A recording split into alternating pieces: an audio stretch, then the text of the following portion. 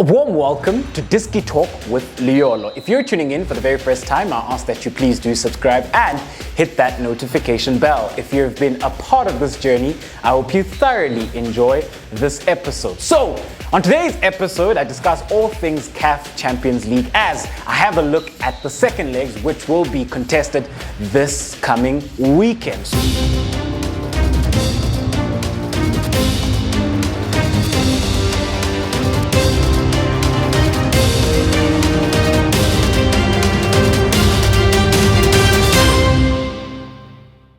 So it is the second preliminary round, and so many matches then to go through on this episode, but we will get through all those matches and I'll give you a prediction with regards to who I think will advance to the group stages. So the first encounter, we've got Zamalek versus Tusker, and in that encounter, Zamalek are 1-0 up on aggregation.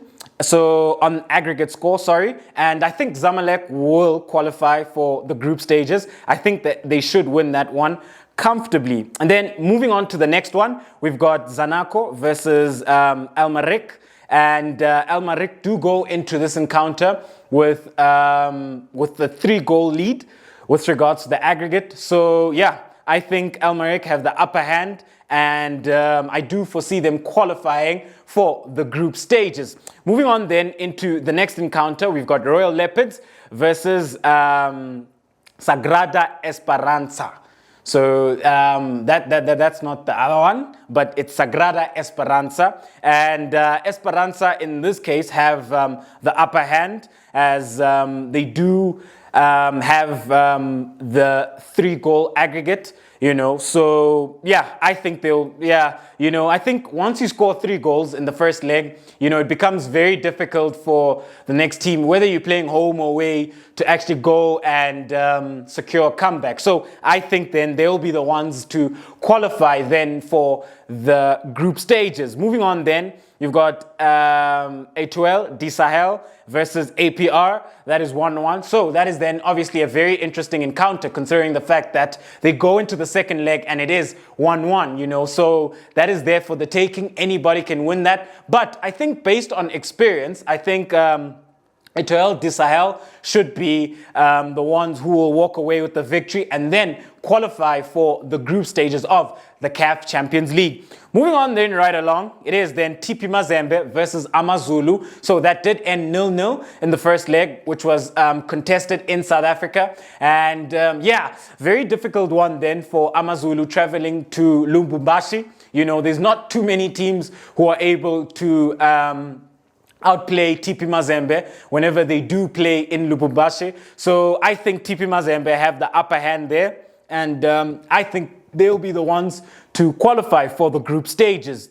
And then when we move it on right along, we've got Pedtro de Luanda versus Otôho. And very interesting encounter then, considering the fact that in the first leg they played to a 2-2 draw. And with regards to this one, then Pedtro de Luanda do have the upper hand because they did score the 2 away goals, and they do play at home as well. So I think the conditions should favor them, and I think they will be in a very good position to actually get over the line and ensure that they qualify for the group stages. And then moving on right along, then we've got Ahly versus USGN. And again, with this one, Al-Ahly do have the upper hand because they do have the away goal, as it is 1-1 on aggregate. So I think then Al-Ahly should be the ones to qualify for the next round. Moving on then right along, we've got Raja Casablanca versus Oliers. So with regards to this one, Raja Casablanca have the 2 away goal advantage, and and they play at home as well. So yeah, you always do yourself a big favor whenever you are able to score those away goals, and then take an away goal advantage back home. I think you just put yourself in a very good position to then advance to the next round within CAF Champions League football. So I then think that Raja Casablanca will then progress to the group stages. Then you have Simba versus Jwaneng Galaxy. Another case where Simba were able to score 2 away goals, and they do have the advantage coming into this one. I think they'll be the ones then to qualify to the group stages. And then moving on then right along, we've got Mamelodi Sundowns versus Maniema Union. So Mamelodi Sundowns did then travel to Congo, and they were able to score 2 away goals. Themba Zwane played absolutely well in that encounter, where he was able then to grab a brace. And going into this one then, Sundowns do have a lot of well-rested players that they will be looking to play, you know, and I do think that they do have the upper hand and the advantage, as they will be able to also host 2,000 fans coming up. So very interesting encounter then, and I think it will be great for the fans then to be able to watch Mamelodi Sundowns for the first time in so long, you know. Hopefully then they watch a Mamelodi Sundowns that institute their beautiful style of play as they usually would, and a positive result which will see them qualify then to the group stages of the CAF Champions League.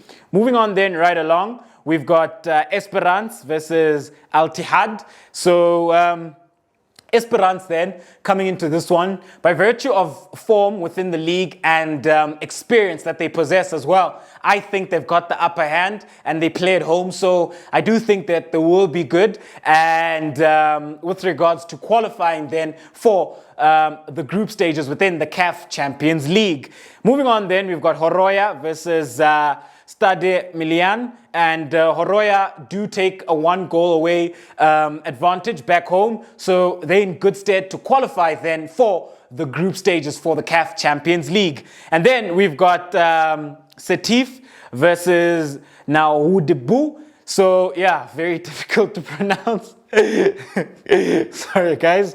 Yeah, please do bear with me. So yeah, coming into this one then, very interesting then, because Setif, yeah, they don't have the advantage, and they normally such an experienced side within CAF Champions League football, but yeah, they do find themselves 3-1 down within aggregate, and I think Nouadhibou should be in good stead to actually qualify for the group stages. Moving on then, we've got Al-Hilal versus Rivers Utd, and I think Al-Hilal, based on the experience that they have within CAF football, I think they should be in good stead to then qualify for the group stages. And then we've got ASAC versus Belouizdad. ASAC do have the advantage with regards to the aggregate, as they are 3-1 up, and yeah, it's going to be very interesting then to see how Belouizdad try to claw their way back into this one. And then the last encounter, we've got Wydad versus Hearts of Oak. Coming into this one then, Hearts of Oak do have the 1-goal advantage. So very interesting then to see if Wydad will be able then to fight their way back. But I do think that Wydad will have enough with regards to ensuring that they qualify for the next round, which is the group stages within CAF Champions League football. So, ladies and gentlemen, it is that. Do let me know, who do you think will qualify for the group stages, as it is then the second preliminary round, within the CAF Champions League. Very interesting then with regards to the amount of fixtures which are there, and there's lots of fixtures that there's still a lot to play for, you know. One can't say that most fixtures have been won already, you know. Some teams do have the advantage, but you know, within the second leg, teams do come back with a lot more hunger and a lot more fight within them,